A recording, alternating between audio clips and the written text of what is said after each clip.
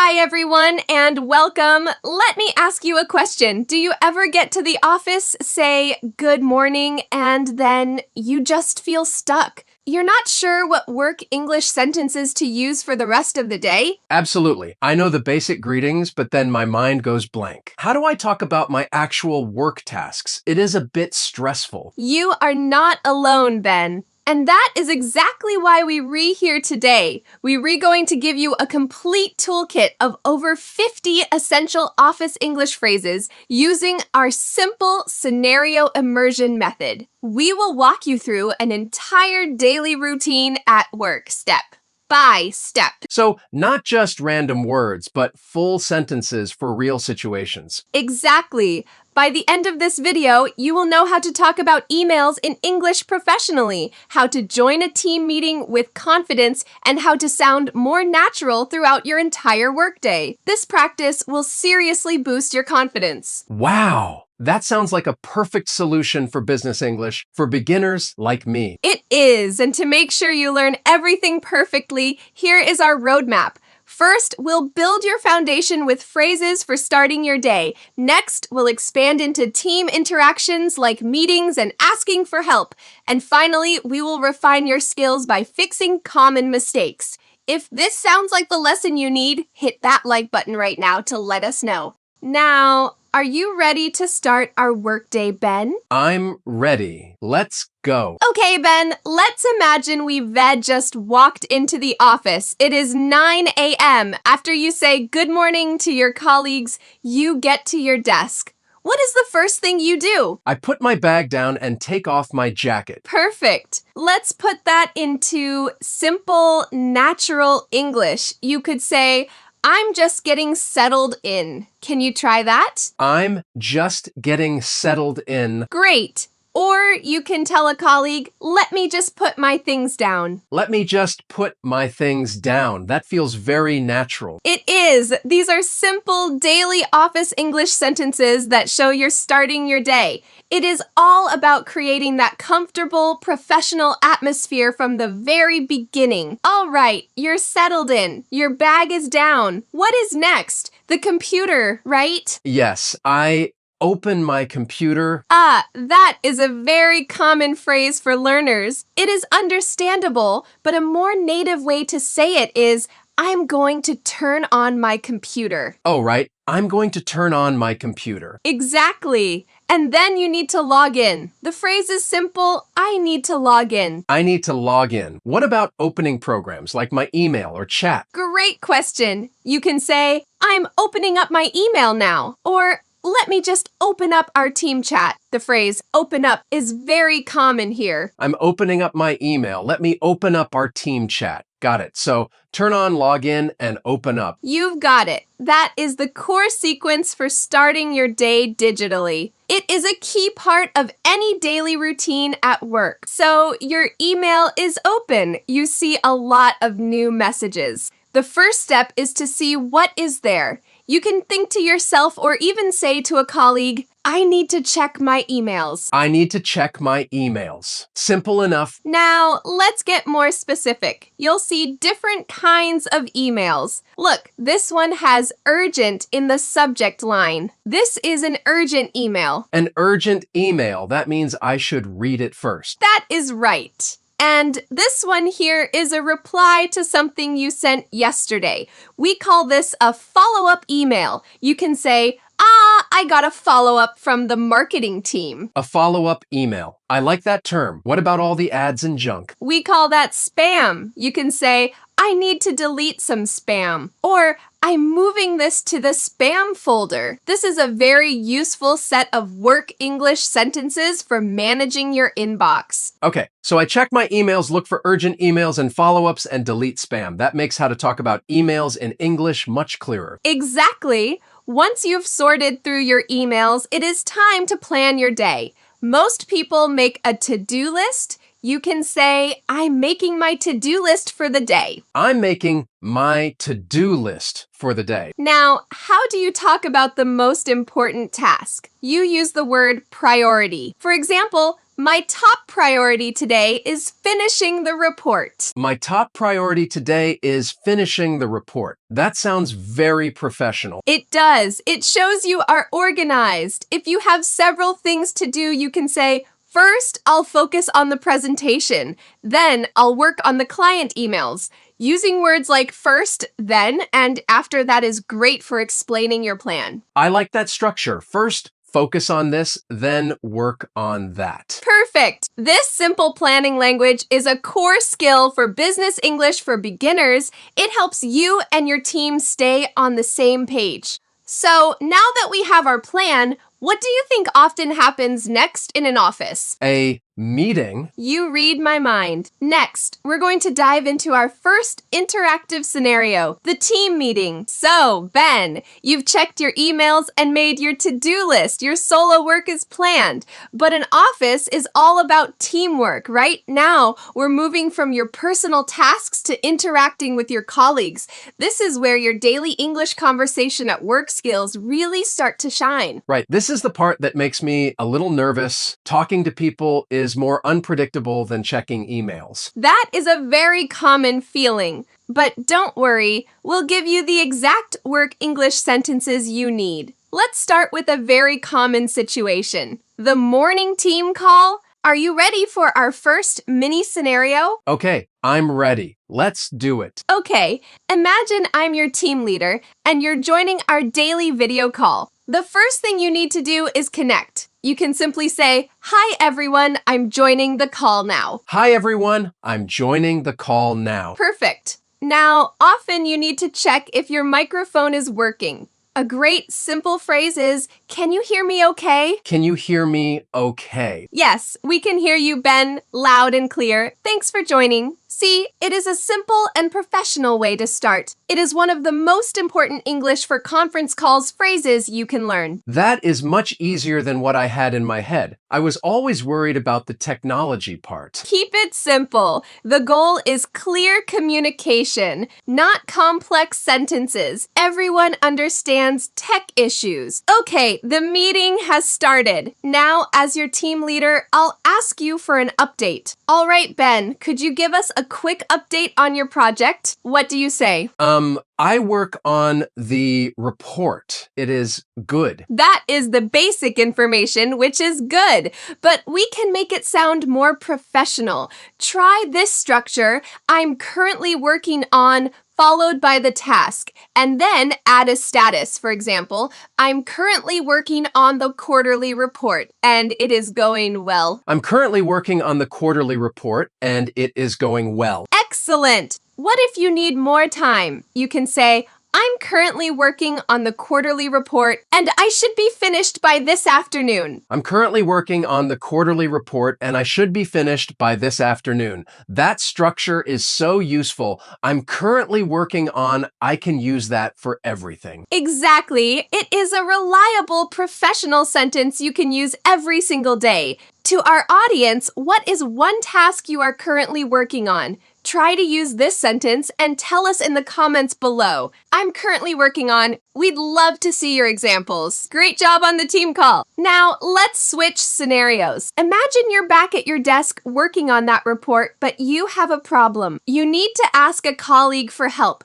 Let's say I'm your colleague and I look busy. How do you interrupt me politely? Excuse me, Ava. Help me. Close again. The meaning is clear, but we can make it more polite. A fantastic phrase is, "Excuse me, Ava, do you have a minute?" Excuse me, Ava. Do you have a minute? Yes. Or another great one is, "Sorry to bother you, but could I ask you a quick question?" Sorry to bother you, but could I ask you a quick question? I like that one. It feels very respectful of their time. It is. Using common phrases used in office like these shows that you're a considerate team member. It makes people much more willing to help you. I remember when I first started my career, I was so afraid to ask for help because I didn't want to bother anyone. Learning these simple, polite phrases was a game changer for my confidence. Okay, so you've asked for help politely now. Let's switch roles. You ask me and I'll show you how a colleague would typically respond. Go ahead. Excuse me, Ava. Do you have a minute? I have a quick question about the report. Sure, what is up? Or I might say, of course, how can I help? What is up? That is not too informal. Not at all. Between colleagues, it is very friendly and common. How can I help is also perfect. So, let's complete the conversation. You ask for help, and I said, sure, what is up? I need help with a formula in this spreadsheet. No problem. Let me take a look. See how that simple interaction creates a positive, collaborative environment. It all started with you asking in a polite way. It really does. I feel much more prepared to talk to my colleagues. Now, we've gone from starting the computer to team meetings and asking for help. And you're doing great. We've built a solid foundation and expanded into real-world interactions. Next up, we are going to refine these skills and fix some tiny common mistakes that will make you sound even more like a native speaker. Okay, Ben, we've had a busy morning. We've handled emails, made a plan, and even navigated a team meeting. Now, it is time for a well-deserved break. It is important to know the office English phrases for these more social moments too. Right? It is not all work, work, work. How do I tell someone I'm going for lunch? It is usually very simple and friendly. You could stand up and say to a nearby colleague, I'm going to grab some lunch. I'm going to grab some lunch. Grab some lunch sounds more natural than eat lunch. It does. It is a very common casual expression. You could also ask, does anyone want to grab a coffee? If you're going on a coffee run. Does anyone want to grab a coffee? Exactly. And if someone asks you, you can respond, sure, I'll join you. Or, oh, no thanks, I have to finish this first. These small phrases are part of the social fabric of the office. They help build relationships with your team. That makes sense. It is about being part of the team, not just an employee. All right, now that we've had a little break, let's enter the Common Mistake Clinic. This is where we take a good phrase and make it great.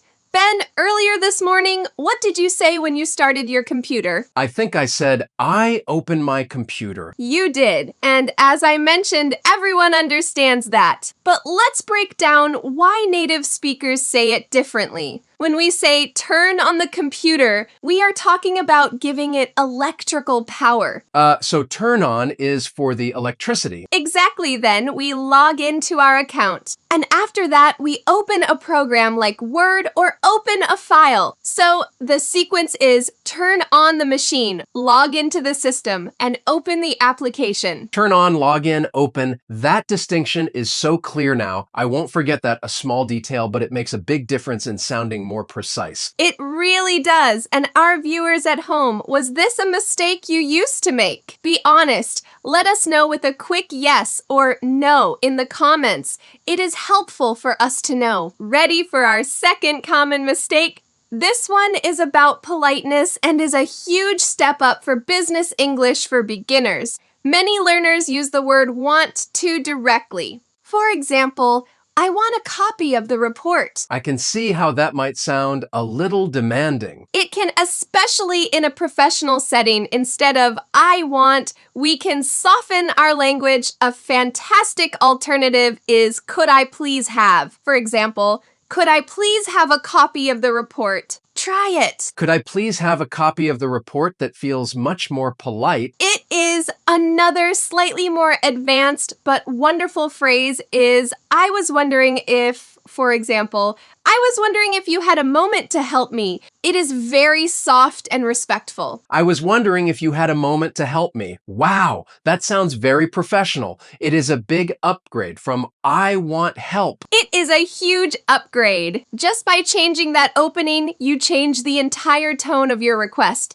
It is one of the best work English sentences you can learn to build good relationships with your colleagues. Okay, the afternoon is coming to an end. You've worked hard and it is time to prepare to leave. This part of the daily routine at work has its own special phrases. Right? You can't just disappear. Exactly. As you finish your last task, you can say, Okay, I'm just wrapping things up now. The phrasal verb wrap up means to finish something. I'm just wrapping things up now. I like that. Before you leave, it is crucial to save your work. You can say to yourself, I need to save all my files before I go. A very important step. I need to save all my files before I go. And if you're leaving a task for the next day, you might say, I'll finish this tomorrow morning, or I'll pick this up again tomorrow. Pick this up is another great phrasal verb, meaning to resume or continue. I'll pick this up again tomorrow. So wrap up, save files, and pick this up tomorrow. Got it. The final steps. All your work is saved. What is the opposite of login? Log out or log off. Both are perfect. You can say, it is time for me to log off. It is time for me to log off. And then, what do you do with the computer?